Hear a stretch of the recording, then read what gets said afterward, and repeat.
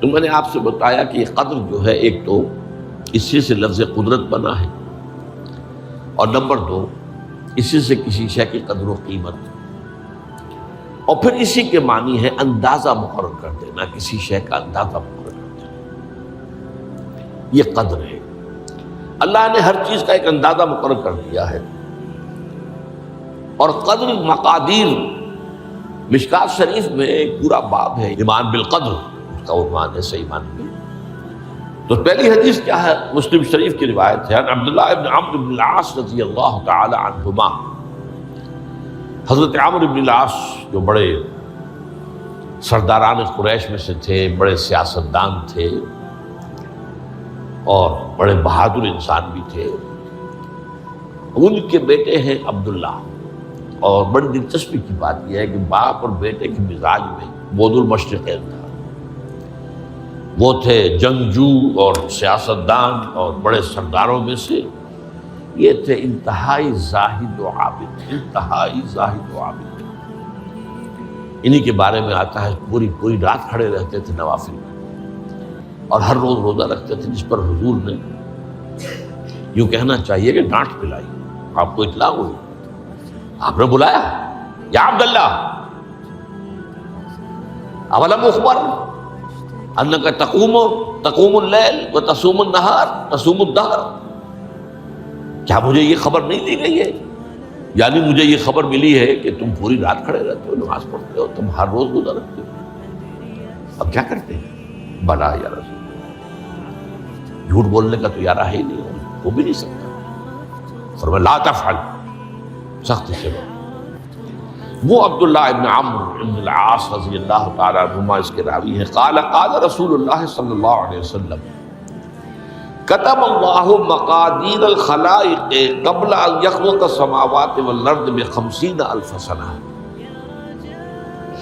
اللہ تعالیٰ نے مقداریں اور تقدیریں، ابھی دو الفاظ میں بولوں گا تاکہ آپ کے ذہن میں بات رہے، معین کر دی تھی، لکھ دی تھی آسمانوں اور زمین کی تخلیق سے 50,000 سال قبل۔ یہ ہے قدر، ہر چیز کی ایک تقدیر جو ہے وہ معین ہوئی ہے۔ اب آئیے اس میں کتاب سے مراد کیا ہے؟ جو آیت میں نے دوسرے نمبر پر پڑھی آج، سورہ حدید کی آیت، ما اصاب من مصیبۃ فی الارض ولا فی انفسکم الا فی کتاب من قبل ان نبرأ۔ کتاب سے مراد کیا؟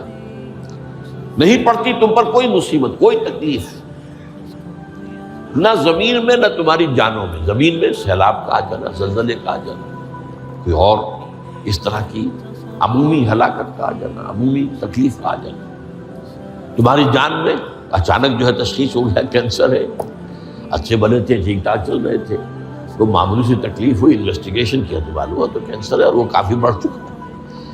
لیکن جو شے بھی آتی ہے، چاہے تمہاری جان پر آئے چاہے زمین پر آئے، وہ ایک کتاب میں لکھی ہوئی موجود ہے اس سے پہلے کہ ہم اسے ظاہر کریں۔ یہ تمہیں مشکل نظر آئے گا، ان ذالک علی اللہ یسیر، یہ اللہ پر بہت آسان ہے، بہت آسان، اللہ کا علم کامل ہے۔ تو معلوم ایک بات جان لیجئے کہ حقیقت کتاب سے مراد اللہ کا علم قدیم ہے۔ اللہ کا علم حادث نہیں ہے، معاذ اللہ ثم معاذ اللہ، کہ کوئی شے ہوئی تو اس کے علم میں آئی۔ یہ ہمارے ہاں بعض گمراہ فرقوں کا عقیدہ ہے، اسے بدع کہتے ہیں، کہ اللہ کے علم میں بدع بھی ہے، یعنی کسی واقعے کے ظہور کے بعد اس پر کسی شے کا منکشف ہونا، معاذ اللہ ثم معاذ اللہ۔ یہ شان خداوندی سے بہت بڑی ہے، وہ تو عالم ما کان و ما یکون ہے، جو بھی کچھ تھا اور رہا ہے آج تک ہمیشہ سے ہے، اور جو بھی کچھ ہوگا وہ سب اس کے علم میں آنے واحد میں موجود ہے۔ آنے واحد، یہ آنے واحد کے لفظ کو اچھی طرح سمجھ لیجیے۔ مجھے سب سے پہلے تجربہ ہوا تھا، یہ سن میرا خیال ہے کہ 67-68 کی بات ہے، میں نے پہلا ہفائی سفر کیا تھا لاہور سے کراچی۔ اس وقت فوکر چلتا تھا، فوکر فرینڈشپ، چھوٹا جہاز چڑیا والا، اور کرایہ 90 روپے تھا نائٹ کوچ کا۔ آپ تصور کیجیے. تو میں چونکہ مجھے جغرافیہ سے دلچسپی ہے اور فوکر زیادہ اونچا نہیں ہوتا، تو میں دیکھتا جا رہا تھا کھڑکی سے اس وقت ہم کہاں پہنچ گئے، اب کہاں پہنچ گئے. اب جو روشنیاں نظر آ رہی ہیں کس شہر کی ہیں؟ یہ اکاڑے کی آ گئی، یہ ساہیوال کی آ گئی، یہ آگے اور آگے. ایک دم میں نے دیکھا کہ 3 شہروں کی روشنیاں میں ایک وقت دیکھ رہا ہوں. لودھرا، بہاولپور، سماسٹا. مجھے خیال آیا کہ جب میں ٹرین سے سفر کرتا ہوں، کراچی جاتا ہوں، تو لودھرا پہنچتا ہوں تو میں سمجھتا ہوں کہ ابھی بہاولپور آدھا گھنٹے بعد آئے گا. وہ مستقبل کی شے ہے میرے لیے. بہاولپور پہنچتا ہوں تو لودھرا میرے لیے ماضی کی بات بن جاتی ہے. آدھے گھنٹے پہلے لودھرا آیا تھا، اور آدھے گھنٹے کے بعد جو ہے سماسٹا آئے گا. وہ میرے لیے مستقبل بن گیا، لودھرا ماضی بن گیا.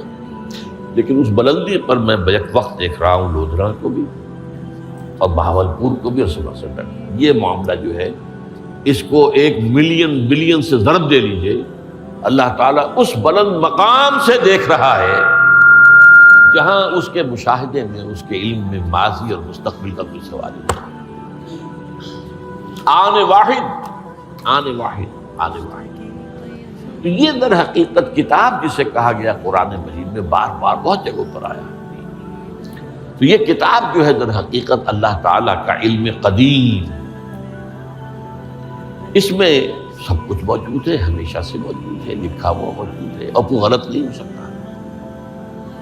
آگے چل کر گفتگو ہوگی اصل میں بعد میں کہ تقدیر کے جو عام عقیدے میں ہم تقدیر کہتے ہیں اس کے 2 پہلو ہیں. ایک پہلو ہے ما اصاب علی الانسان، جو کچھ انسان پر آتا ہے مصیبت، جیسے ابھی آیت میں نے پڑھی ما اصاب من مصیبت فی الارض ولا فی انفسکم. ہم ہر وقت زد میں ہیں، کوئی تکلیف آ گئی، کوئی مصیبت آ گئی، کوئی بیماری آ گئی، کوئی حادثہ ہو گیا، کوئی بچہ فوت ہو گیا، کوئی عزیز جو ہے وہ فوت ہو گیا. یہ ہر وقت حوادث ہے. تو جو بھی کچھ پیش آتا ہے وہ علم خداوندی میں ہمیشہ سے تھا.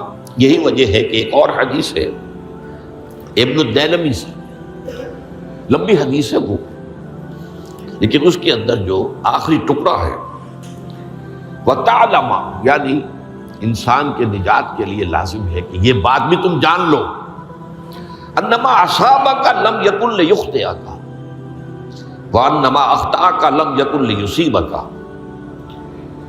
ولو مت علی غیر ھذا. اگر تم اس کے سوا کسی صورت پر ہوگے تو جہنم میں داخل ہو جاؤ گے، لدخلت النار. یہ جان لو کہ جو چیز تم پر آئی وہ آنی ہی آنی تھی. دیکھیے ہوتا کیا ہے، کاش کہ میں اگر یوں کر لیتا تو یہ نہ ہوتا. بس یہی ایمان بالقدر کے منافی ہے.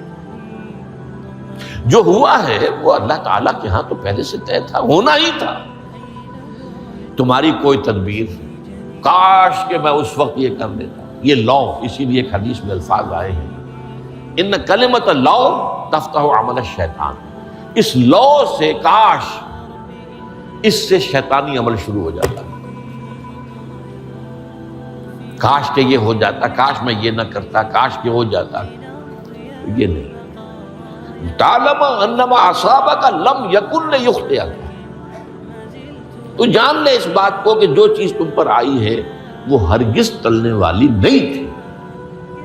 کوئی تدبیر تم کر لیتے، کوئی کسی وقت کوئی ہیلا کر لیتے، کوئی تم قدم اٹھا لیتے، کچھ بھی کر لیتے، وہ تو آنی ہی آنی تھی. وما انما اخطاک، جو چیز تم سے چھوٹ گئی، رہ گئی، نہیں ملی. ایک ویکنسی ایڈورٹائز ہوئی تھی، آپ نے بھی درخواست دی تھی، آپ کو نہیں ملی. اب آپ ہو کاش کہ میں نے فلاں سے سفارش کرا لی ہوتی، بس گئے. تو جو چیز چھوٹ گئی وہ چھوٹ جانی ہی تھی. اس میں قطعاً جو ہے کوئی شکل، کوئی تدبیر، کوئی سفارش، کسی طرح کا کوئی بھی ہیلا، کوئی جو ہے اس پہ کارگر نہیں ہو سکتا تھا. لم یکن لیصیبک وبت علی غیر ذلک. اگر تو اس کے سوا کسی کیفیت پر تیری موت واقع ہوئی، اگر یہ یقین نہیں ہے، یہ ہے تقدیر کا وہ مفہوم کہ جس کا تعلق ہے علامہ اصاب الانسان. جو انسان کے اوپر وارد ہو رہا ہے اس کے ضمن میں تقدیر کا مفہوم کیا ہے. جو ہوا ہے وہ تو ہونا ہی تھا. اس میں تو کسی شک و شبے کی گنجائش نہیں، بالکل قطع اللہ تعالیٰ کا فیصلہ ہے۔ البتہ در حقیقت ایک دوسرا پہلو ہے، ما یفعل الانسان، وہ جو انسان کرتا ہے۔ یہاں آ کر یہ تقدیر کا مسئلہ بہت ٹیڑھا ہوتا ہے۔ آیا میرے اندر کوئی اختیار بھی ہے کہ نہیں؟ Do I have any free choice؟ یا ہر شخص پہلے سے طے ہے؟ تقدیر کا ایک عام مفہوم یہ ہے، اور اس مفہوم میں بھی بعض روایات بھی ہیں جو اس کی تائید کرتی ہیں کہ ہر چیز پہلے سے طے ہے، لکھی ہوئی۔ اور یہ جو حدیث ہم نے ابھی پڑھی ہے، یہ گویا کہ اس کی ایک مثال ہے کہ وہ جو لکھ دیا گیا تھا، فرشتے نے لکھ دیا تھا، رحم مادر میں لکھ دیا تھا، شقی اور سعید، یہ بدبخت ہے یا سعادت مند ہے۔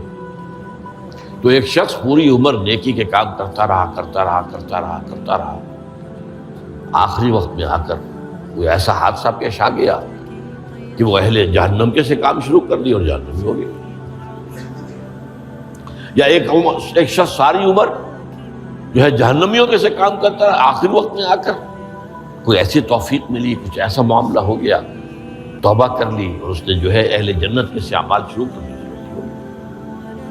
تو یہ جو ہے علامہ اصحابک کا علیحدہ بات ہے، اور علامہ یفعل الانسان، انسان کیا کرتا ہے، اس میں اس کی قدرت کتنی ہے۔ اور یہ ہمارے ہاں فلسفے کا بڑا مشکل موضوع ہے، اسی کا نام ہے جبر و قدر۔ ہمارے اسلاف میں بھی کچھ لوگ ایسے ہیں متکلمین میں سے، دیکھیے ہمارے ہاں ایک وہ لوگ ہیں کہ جو اس پر قناعت کرتے ہیں کہ جو اللہ نے کہہ دیا اور رسول نے کہہ دیا، اس سے آگے ہم مین میخ نہیں نکالیں گے، وہ محفوظ راستے پر ہوتے ہیں۔ لیکن بہرحال انسان کو اللہ نے ایک عقل بھی دی ہے، اور یہ عقل سوالات اٹھاتی ہے، اور جو زیادہ ذہین انسان ہوتے ہیں ان کے اندر ان کی یہ مصیبت زیادہ ہوتی ہے، لہٰذا وہ تو سوچتے ہیں، کچھ نہ کچھ غور و فکر کرتے ہیں، بات سمجھنے کی کوشش کرتے ہیں۔ اس میں اب ہمارے ہاں دو طبقے ہو گئے، جبریہ قدریہ۔ ایک نقطہ نظر یہ ہے کہ انسان مجبور محض، کوئی اختیار نہیں، اور ایک یہ ہے کہ انسان قادر مطلق ہے، جو چاہتا ہے اپنے فیصلے میں مختار مطلق ہے، وہ فیصلہ کرتا ہے۔ انہیں قدریہ کہتے ہیں۔ تو جبریہ اور قدریہ ان کی بحثیں ہمارے یہاں، یہ وہی تقدیر کا مسئلہ جو میں نے کہا تھا، بحثوں میں آ کر الجھ جائے، آج تک حل نہیں ہوا، حل ہو سکتا ہی نہیں۔ اب اس کے ضمن میں علامہ اقبال کا ایک شعر آپ کو سناتا ہوں، وہ بہت اچھا لگتا ہے، بہت خوبصورت لگتا ہے شعر ہونے کے اعتبار سے۔ تقدیر کے پابند جمادات و نباتات، مومن صرف اللہ کے احکام کا پابند۔ اس میں انسان سے پابندی کی نفی کر دی گئی ہے، وہ صرف پابند ہے اللہ کے احکام کا۔ نتیجے کے اعتبار سے تو جو یہ شعر کہہ رہا ہے جو بات وہ صحیح ہے، پابندی اصل جو ہے وہ اللہ کے احکام کی، لیکن یہ کہ تقدیر کی پابندی سے انسان بھی پوری طرح آزاد نہیں ہے۔ یہ سمجھ لینا کہ یہ جمادات و نباتات ہی کا معاملہ، یہ غلط ہے، یہ مبالغہ ہے۔ ظاہر بات ہے کہ شاعر جو ہے، شاعر مبالغے سے بچ نہیں سکتا، چاہے وہ علامہ اقبال ہی ہو۔